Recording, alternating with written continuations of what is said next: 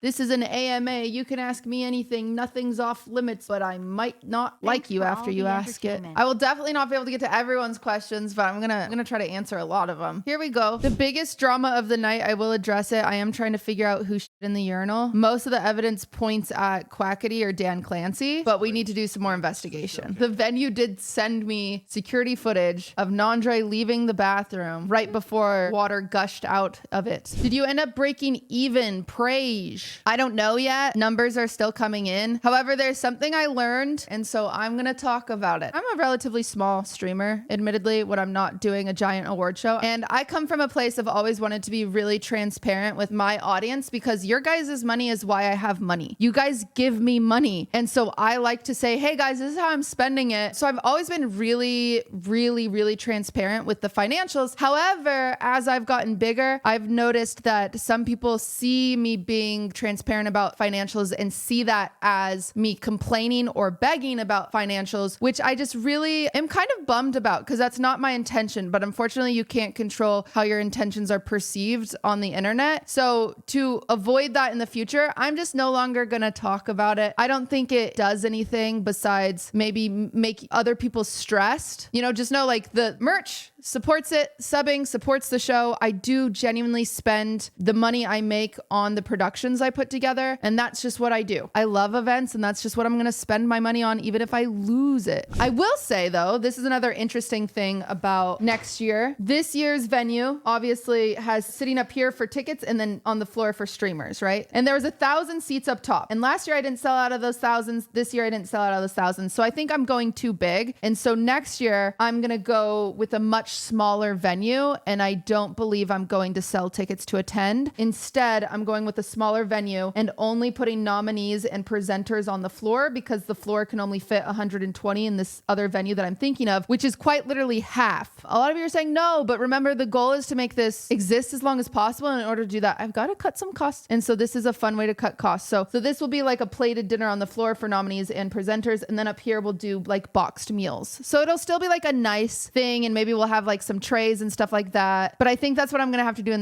the future. What was your biggest regret this year? I think this one's pretty obvious. I've been getting a lot of hate for it. I've been getting a lot of flame for it. The audio not working during Maximilian's Legacy Award was crushing. My editor, Warden, worked so hard on that video. I watched the video 100 times. The audio was good. I even uploaded the video into a second Google Drive as a backup, and the audio was still good. We tested it in the venue multiple times. The audio was still good. We've tested it on the stream. The audio was still good. And then it just didn't work. Like people keep asking me what happened. I don't know. And Max, I will say Max is the most amazing person ever that could have received it. He was so humble. He was like not mad. He like that night, as soon as I got home, I was like, so sorry. Like, let me send you the video. And he's so great. So, and I know DS Mac, my YouTube manager, uploaded it as soon as possible. So Max was able to stream and watch it on stream with the audio. So I'm happy he still got that moment. But yeah, I don't know what happened. It happened with some sponsors too. I know there were sound issues, but you know what? There were less sound issues than last year. So we keep getting better. I promise you guys every year my goal is to make it better. And we did, right? Can you upload the actual video to YouTube? We already did. Tech users are my middle name. No worries at all. Thank you, Max. It was good. I hope you liked the speech. I worked really hard on it. I was hoping that I didn't give it away too soon. That's always my goal when I write the legacy speech, is I want to make sure that it's like that I don't give it away too soon. I think I gave it away because I was literally staring at you in the crowd as I was saying it. And then I noticed the moment that you knew it was you, and it was great. It was like the moment that I said something about the CRT, and then all of a sudden you were like, I watched your stream where you were like, I wish you would have given me a warning. No. Because I want you to know how important you are, and I want you to be excited. And yeah, the Legacy Award is always a surprise to the person who gets it. It's always a surprise. It's actually my favorite award of the night, no matter what. So what did Prezoh say? Sorry for the drunk interview. Yeah, Prezoh's been sending apologies to every single person that's won an award. Prezoh was our backstage, and maybe, we made the right choice. Are you still thinking of moving it to the fourth quarter for better sponsor money? If so, would it be the current year or the previous year? It'd be the current. I'm unsure. That's just an idea in my brain that I've had of moving it to Q4, because that's when the other award shows are in the industry. And also just ad revenue alone would help, because ad revenue is just better in fourth quarter. So yes, there's potentially a chance that 10 months from now, we're going to have another streamer awards, which sounds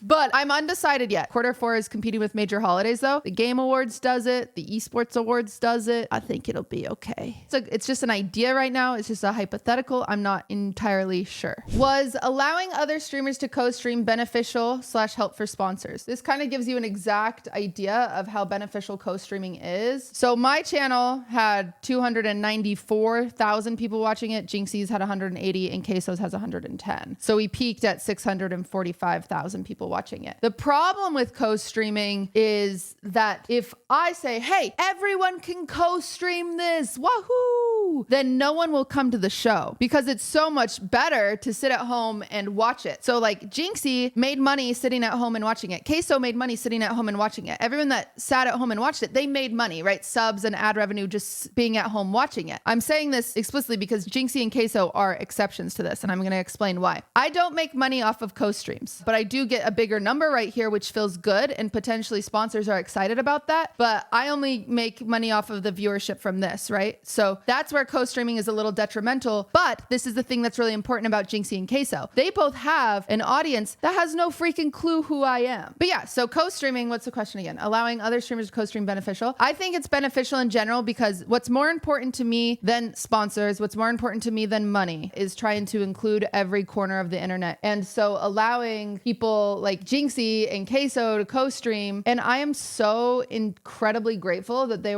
wanted to co-stream it because that's a whole different corner of the internet. Do you think Nandre broke the urinal on purpose? I think there's a lot of suspects out there. I do think a lot of people aren't pointing enough fingers at Fan.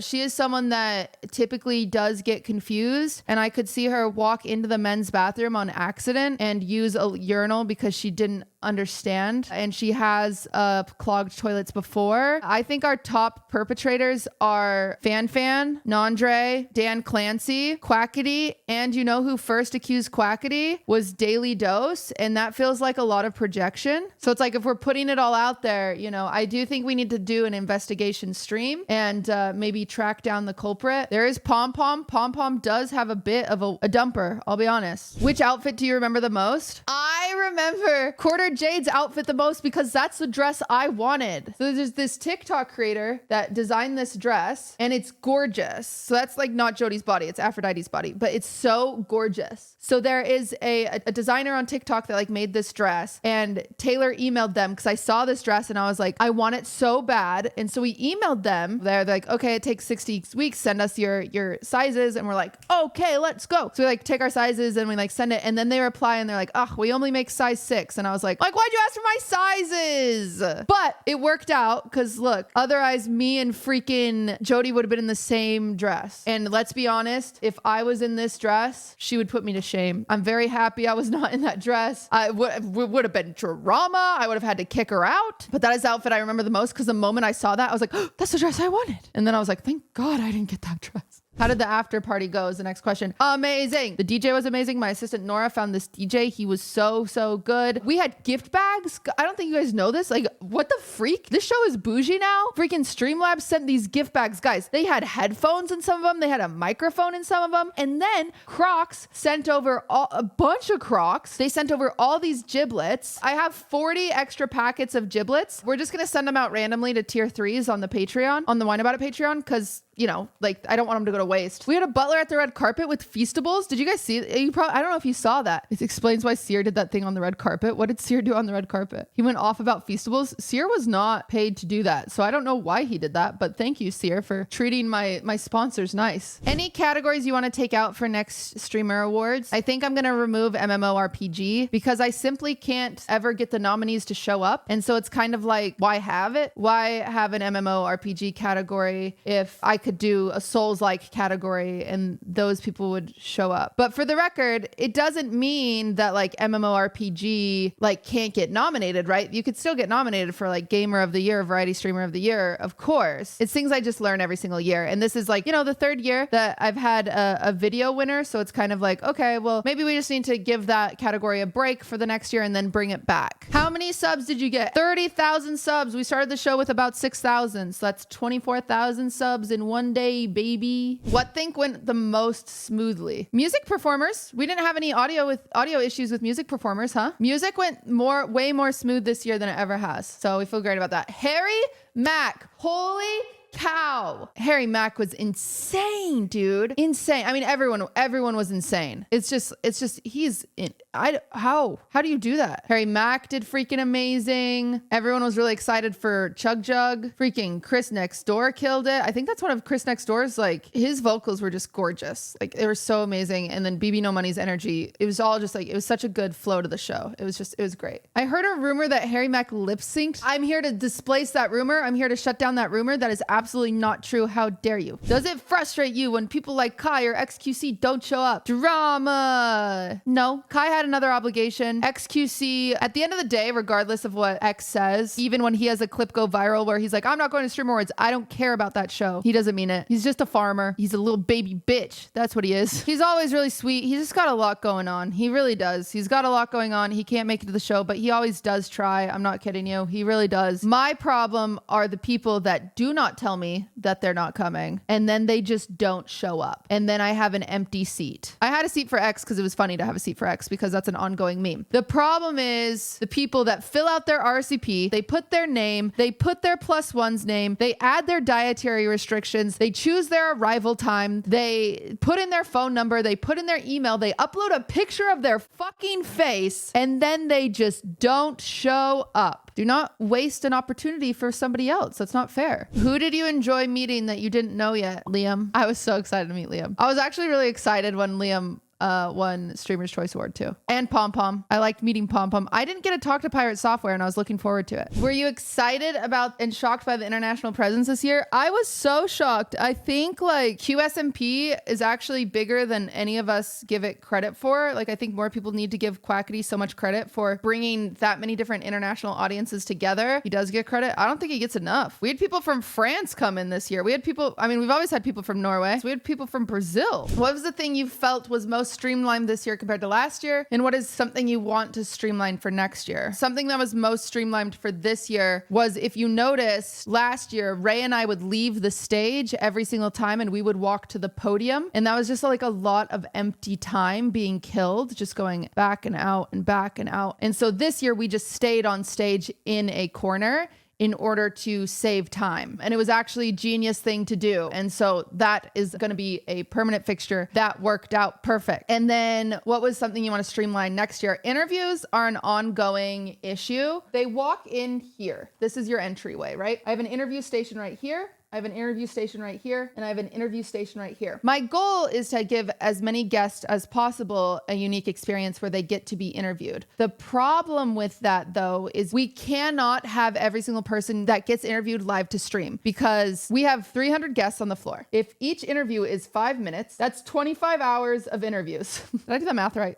Wrong math. You have 3 stations. No. This is how many hours, regardless of 3 stations, it would take to interview every single person. Right? So instead of airing them all, when people RSVP, they select a arrival time. Amaranth selects 4:30, XQC selects 4:30, and Nandre selects 4:30. So they all arrive at 4:30. And then, here comes Hassan. He selects 4:30. So you have 4 people showing up at 4:30. You have to choose which 3 go to interviews. And so it's like, okay, Hassan is nominated for something. He's going to go here. X is nominated for something. He can go over here. Nandre's shit in the urinals last year. So we've got to talk to him. He's going to go over here. Crap. That means Ammo doesn't get an interview. So that's what that means. Now, of these 3 interviews happening simultaneously, we have to choose which one to talk to that goes live. Hassan is nominated for just chatting, but X has been streaming for longer. So let's make X's go live. So then we do that. So essentially we allow every streamer to choose their arrival time. And then we have to go through based on the arrival times and choose each one to go to. And then on top of that, people show up late. So we have to pivot. So let's say X didn't show up on time and now we're like, oh my gosh, we have an empty spot here. Pivot. So you guys are like, oh, why don't all 3 streams go live? Because it would be a lot of the time Extra Emily standing there just waiting. So you can't have all 3 streams go live at a time. So when you're like, why didn't my creators go live? Chances, number 1, they might have showed up at the wrong time. Number 2, someone nominated for something else showed up and they were having a conversation. Or even number 3, Besides this, you have to keep in mind, it could be as simple as, crap, we haven't thrown to Emily in a while. We have to go to her no matter who she's talking to. So even though Hassan's over here, but we've talked to Connor so many times that we have to throw over to Emily. We don't care what Hassan has to say. We're throwing over to Emily. It doesn't matter. There's a lot of pieces that go into the red carpet part. Keep in mind, another thing to note is that all of these are filmed regardless, and they're all going to be on YouTube. And we've done that every single year. So even though Hassan's didn't go live, it'll be on the YouTube video. The question is, what do you want to streamline next year? It's this. This is how it's going to change. Essentially, we end up having 45 slots of 5 minutes each, 45 times 3 people. That's 135 people get interviewed. 135 people get interviewed total. And that's what ends up in the YouTube video, right? But only 45 of those about go live because we allot 5 minutes each. So instead, what I'm going to do next year is I'm going to allot 2 minutes each. If we have 2 hours, that's 60 interviews instead of 45 or whatever,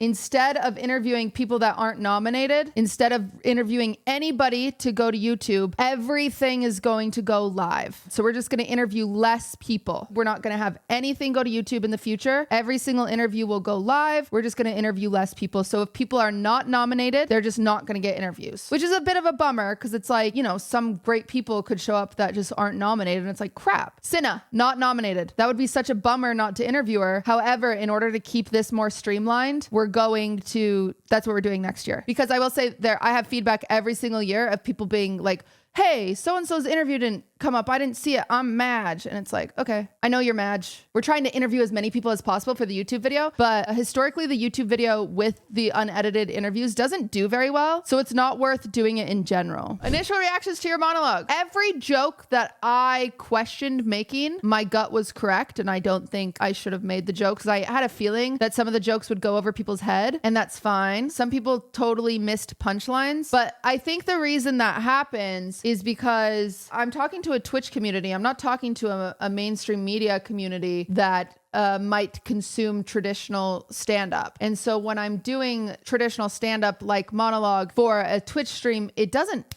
hit the same. It was the best monologue we've ever had, but some of the feedback was so interesting to me because people just missed the joke. Moist Chat was really mad at your monologue. Yeah, what can you do? It's different for everybody. Another joke I saw a lot of people mad about was like the Kai joke. When I said Kai put more people in jail, more famous people in jail than Jeffrey Epstein, the joke was making fun of like the judicial system. It was in no way comparing Kai. That one went way over people's head. They just heard it in the same sentence. And there will always be a few jokes every single year that people don't like. And that's okay. That's comedy, baby. Whose idea was it to add the stage screen? That's so badass. It was my idea. I think the problem is usually the 4 box doesn't pop up on the stage screen. So it's really bad for people attending because everyone's on their phone watching and seeing what's happened. So we put it on the screen this year. That way, if I'm Rob CD and I'm on the 4 box, I know I can have a funny moment and do a shoot, right? Without myself seeing myself on the screen, I could be picking my nose. So we made sure to add that on the screen this year, which was awesome. We also made sure to add the React camera during videos. A bit of a fumble was too much of the GA being shown in those React cameras. And then also when we did show tables in the React cameras, it was too dark. So we just have to work on lighting. When they mixed up Emiru and Emily, I don't know how that happened because they were in their correct seats. So we make this every year so the cameraman can find each person. So all of these seats, there's 8 seats on each table. So that's 1, 2, 3, 4. Emily was in her correct seat. So it was just an oopsie. The card the cameraman had was Emiru's picture. I don't think that's true because this is the card the cameraman had. Where are you getting this information? He showed it on his stream? Every single camera was correct and it was well executed except for this one.